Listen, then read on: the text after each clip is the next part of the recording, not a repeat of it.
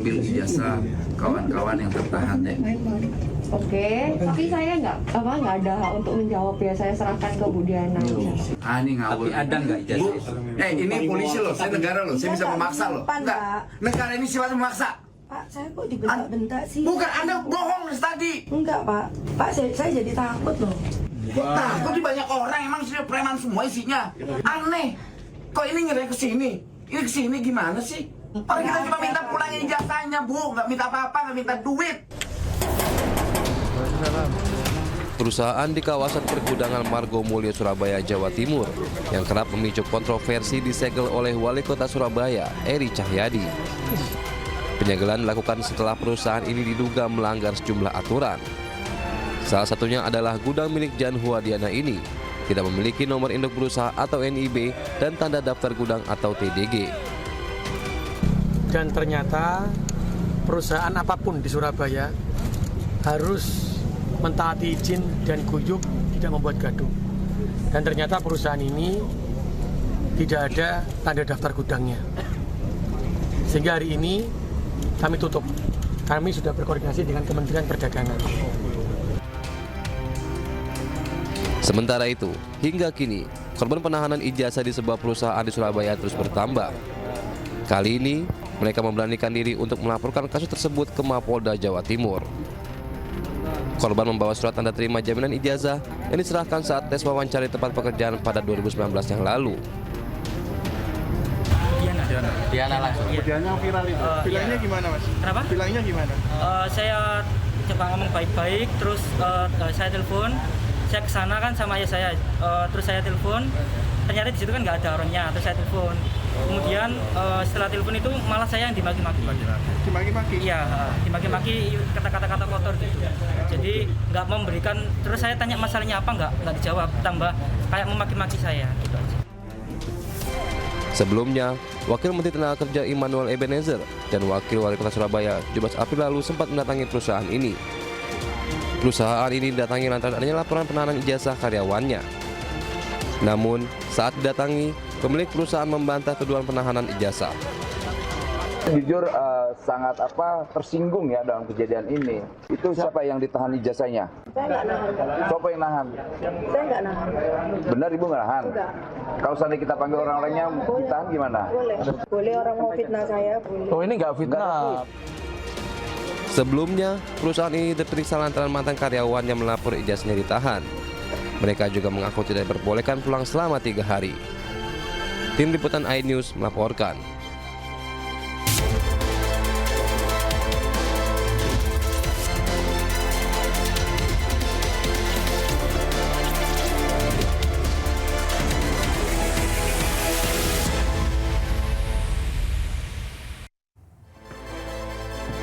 Halo, selamat siang pemirsa. Presiden Prabowo Subianto luncurkan gerakan Indonesia Menanam. Swasembada pangan menjadi fokus utama pemerintahan Prabowo Gibran. Sementara itu Presiden kedua Republik Indonesia Soeharto diusulkan menjadi pahlawan nasional. Selain informasi tadi, kami juga akan hadirkan beragam informasi menarik dan terkini terkait kebijakan hingga kegiatan para pemimpin bangsa. Bersama saya Sabrina Sila. Inilah pemimpin rakyat, pemimpin beraksi, rakyat awasi.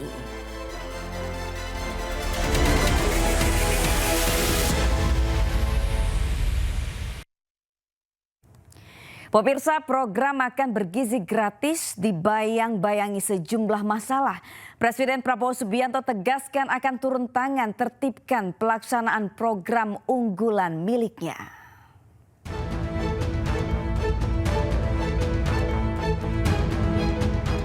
Presiden Prabowo Subianto akan mengecek langsung dugaan penggelapan dana program makan bergizi gratis. Prabowo juga tekankan setiap uang rakyat akan dijaga pemerintah. Penggelapan? Nanti saya cek, ya, saya belum tahu. Pasti diurus.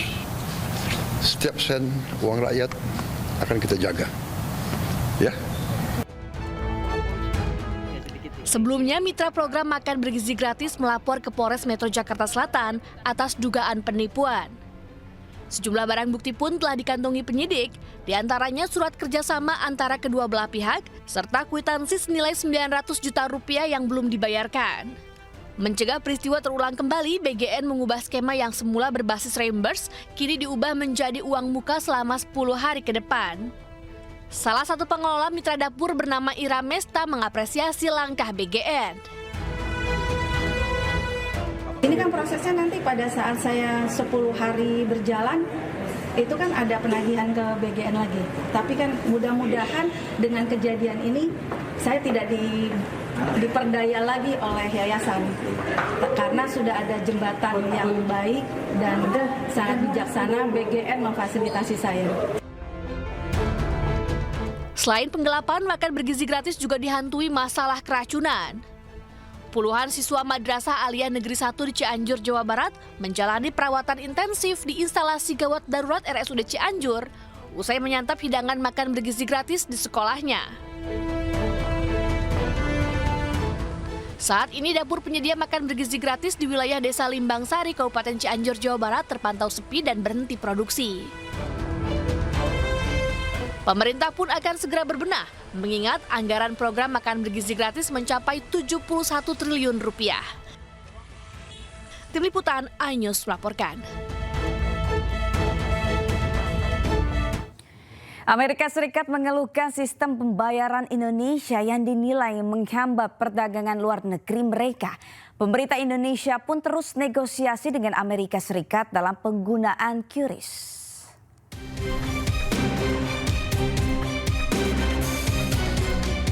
Sistem pembayaran Indonesia menjadi sorotan Amerika Serikat. Quick Response Code Indonesian Standard atau QRIS dan Gerbang Pembayaran Nasional atau GPN dinilai AS menghambat perdagangan luar negeri. Keluhan ini tercantum dalam National Trade Estimate Report on Foreign Trade Barriers 2025 yang terbit pada 31 Maret 2025. Dalam laporan ini, USTR menyoroti penggunaan QRIS dan GPN dalam sistem pembayaran Indonesia. Penggunaannya dinilai memaksa dan menyulitkan penyedia jasa pembayaran dan bank asal Amerika Serikat. Pemerintah pun hingga kini masih berunding soal penggunaan QRIS dan GPN. Terkait dengan layanan perpajakan dan kepabeanan, kemudian juga terkait dengan pengaturan daripada kuota dan juga termasuk di dalamnya sektor keuangan. Kami sudah berkoordinasi dengan OJK dan Bank Indonesia, terutama terkait dengan payment yang diminta oleh pihak Amerika. Dalam dokumen ini, Amerika Serikat juga merinci sejumlah hambatan dagang di Indonesia. Penerapan tarif di atas 25% untuk produk pertanian dan di atas 35% untuk produk non-pertanian menjadi sorotan utama pemerintah Amerika Serikat. Tak hanya itu, AS juga menilai izin impor di Indonesia rumit, tumpang tindih dan sering berubah. Perpres 61 tahun 2024 pun jadi sorotan. AS juga menyoroti maraknya pembajakan dan pemalsuan produk asing di Indonesia. Mangga 2 pun juga disebut sebagai salah satu lokasi penjualan barang bajakan. Praktik penilaian biaya masuk juga menjadi sorotan lantaran dinilai tidak transparan dan hanya berdasarkan harga referensi. Harganya pun bisa berbeda-beda. Sementara penerapan QRIS yang tidak melibatkan masukan lembaga internasional juga menjadi sorotan. Tidak hanya itu, TKDN atau tingkat komponen dalam negeri dinilai cukup rumit lantaran mewajibkan investor memberikan kompensasi agar dapat berpartisipasi di pasar Indonesia. Mekanismenya pun dinilai tidak transparan. Hingga saat ini pemerintah Indonesia masih negosiasi tarif impor baru dengan pemerintahan Amerika Serikat.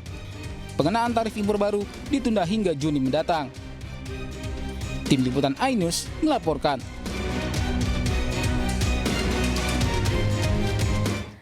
Layanan fast track atau jalur cepat keimigrasian bagi jemaah haji Indonesia kini telah diterapkan di 3 embarkasi utama.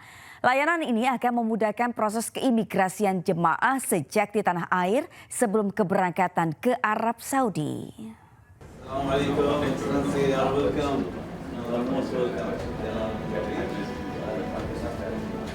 Dirjen Imigrasi Kerajaan Arab Saudi, Saleh Saad Al-Mirba, mengatakan kunjungannya ke Jakarta adalah untuk melihat langsung layanan fast track bagi jamaah haji Indonesia dalam rangka mensukseskan ibadah haji 2025.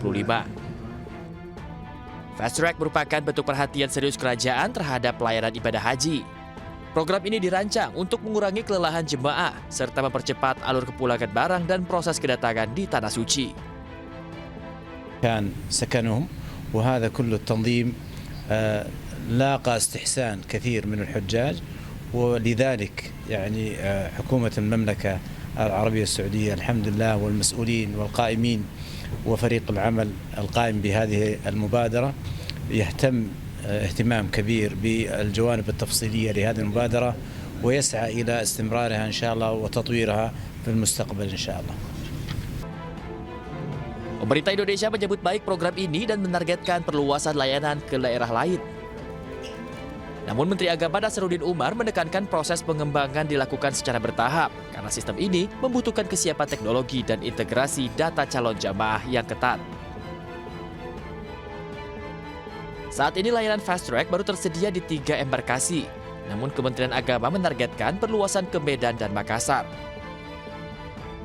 Kita bekerja sama dengan Kementerian Dalam Negeri kan yang paling berat dalam Fast Track itu kan mengidentifikasi calon itu ya. Ada pemalsuan berkas. Nah nanti kalau kita menggunakan IT akan datang, maka itu semuanya akan lebih mudah Fast Track itu. Dan saya kira juga kita akan mengupgrade, Saudi Arabia juga nanti akan mengupgrade, kami juga mengupgrade sehingga dengan akan terjadi kemudahan. Tahun ini enggak? Ya, karena kami tahu diri bahwa kami tidak mau merepotkan Saudi Arabia ya. Karena kalau kami pasarkan sekarang yang repotkan Saudi. Tugas kami tidak akan merepotkan pemerintah Saudi. Kami akan meringankan bebannya Saudi. Fast Track menjadi bentuk sinergi dua negara dalam memberikan pelayanan terbaik ibadah haji 2025. Dengan penguatan sistem dan kerjasama lintas negara, Indonesia berharap seluruh jamaah nantinya bisa menikmati proses keberangkatan yang cepat, aman, dan nyaman. Dari Jakarta, Wenda Nura, Auliansyah, iNews melaporkan. Presiden Prabowo Subianto meluncurkan Gerakan Indonesia Menanam atau Gerina di Kabupaten Banyu Asin, Sumatera Selatan. Ditemani dengan Menteri Koordinator Bidang Pangan Zulkifli Hasan, Menteri Pertanian Amran Sulaiman, Menteri Desa dan Pembangunan Daerah Tertinggal Yandre Susanto, dan Sekretaris Kabinet Teddy Indrawijaya. Presiden Prabowo Subianto meluncurkan Gerakan Indonesia Menanam. Gerakan Indonesia Menanam, Gerina merupakan inisiasi dari Ustadz Adi Hidayat. Peluncuran Gerina sebagai langkah nyata untuk menanam, menumbuhkan dan memanen tanaman pangan yang melibatkan seluruh masyarakat Indonesia. Gerina juga disebut-sebut menjadi salah satu langkah pemerintah untuk mewujudkan swasembada pangan nasional. Yang kami hormati, para Menteri Kabinet Merah Putih. Bangsa kita, rakyat kita selalu mendambakan ketahanan pangan. Ratusan tahun rakyat kita mendambakan gemah ripah loh jinawi. Artinya cukup pangan, baru cukup papan dan cukup sandang. Tidak ada peradaban yang bisa hidup tanpa pangan. Tidak ada negara bentuk apapun yang bisa berdiri tanpa pangan. Hal dasar ini banyak dilupakan oleh elit-elit yang pintar-pintar, tapi lupa dengan hal-hal yang paling dasar. Belajar jauh-jauh ke negara lain, tapi tidak faham di mana letak fondasi landasan berdirinya suatu masyarakat, suatu peradaban. Presiden Prabowo Subianto menunjuk Menteri Sekretaris Negara atau Mensesnek Prasetyo Hadi sebagai salah satu juru bicara Presiden. Mensesnek pun menampik isu reshuffle Kepala Komunikasi Kepresidenan Hasan Nasbi. Sudah mulai sadar bahwa komunikasi dari pemerintah yang saya pimpin memang agak kurang. Dan itu adalah tanggung jawab saya. Pemerintahan Presiden Prabowo terus berbenah dalam komunikasinya kepada publik. Menteri Sekretaris Negara Prasetyo Hadi ditunjuk sebagai salah satu juru bicara Presiden. Penunjukan ini untuk memperkuat komunikasi pemerintah Presiden Prabowo kepada publik. Enggak, sekali lagi seperti yang sudah saya sampaikan, saya ini diminta untuk ikut aktif membantu. Di kantor komunikasi kepresidenan tetap ada, tetap menjalankan tugas seperti biasa. Nah, saya selaku Mensesnek diminta oleh Bapak Presiden diminta untuk ikut aktif membantu, termasuk menteri-menteri teknis lainnya untuk menyampaikan program-program pemerintah, apa yang sedang dikerjakan oleh pemerintah, sedang direncanakan oleh pemerintah, termasuk keberhasilan dari program-program tersebut. Mensesnek juga mengusulkan sejumlah nama ke Presiden Prabowo untuk memperkuat komunikasi pemerintah. Mereka adalah Wakil Menteri Komunikasi dan Digital Angga Raka Prabowo dan Wakil Menteri Sekretaris Negara Juri Ardiantoro. Keduanya dinilai memiliki pengalaman mumpuni dalam berbicara dengan media. Komunikasi publik yang baik tak hanya sekedar bersuara, tetapi memiliki makna yang jelas dan terarah. Tujuannya supaya rakyat paham seutuh fokus kinerja pemerintah. Tim Liputan iNews melaporkan.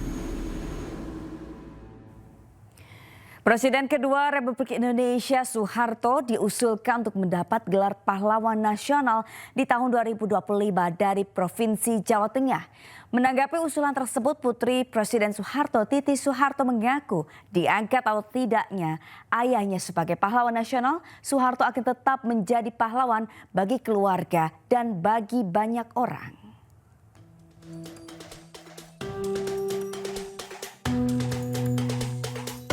Kementerian Sosial membahas pengusulan calon pahlawan nasional tahun 2025 sejak bulan Maret lalu. Dari sejumlah tokoh yang diusulkan, salah satunya adalah Presiden kedua Republik Indonesia Soeharto. Menanggapi usulan gelar pahlawan nasional ini, Putri Presiden Soeharto, Titik Soeharto mengaku dirinya telah pasrah soal keputusan Presiden Prabowo Subianto yang akan mengangkat atau tidak ayahnya sebagai pahlawan nasional. Kendati demikian, Titik mengatakan diangkat atau tidak ayahnya sebagai pahlawan nasional, Soeharto akan tetap menjadi pahlawan bagi keluarga dan bagi banyak orang. Sebelumnya nama Presiden kedua RI Soeharto masuk daftar 10 usulan Kementerian Sosial sebagai pahlawan nasional tahun 2025. Soeharto diusulkan dari Provinsi Jawa Tengah. Selain Soeharto, nama lainnya yang diusulkan salah satunya Presiden keempat Republik Indonesia, Abdurrahman Wahid atau Gus Dur. Sementara itu, Istana menyebut tidak masalah terkait Presiden kedua Republik Indonesia Soeharto yang diusulkan menjadi pahlawan nasional. Menurut Istana, penghormatan bangsa bagi mantan Presiden merupakan hal yang wajar. Saya kira begini ya, kalau berkenaan dengan masalah usulan ya, usulan dari Kementerian Sosial terhadap Presiden Soeharto, saya kira kalau kami merasa bahwa apa salahnya juga gitu. Menurut kami ya mantan presiden itu sudah sewajarnya untuk kita mendapatkan penghormatan dari bangsa dan negara kita. Jangan selalu melihat yang kurangnya kan, kita lihat prestasinya. Sebagaimana Bapak Presiden selalu menyampaikan bahwa kita itu bisa sampai di sini kan karena prestasi para pendahulu-pendahulu kita. Pemirsa, Menpora Dito Aryo Tejo meninjau simulasi pertandingan menuju Piala Sudirman 2025 yang digelar di Cina. Menpora berharap para kontingen bisa memberikan yang terbaik di Cina.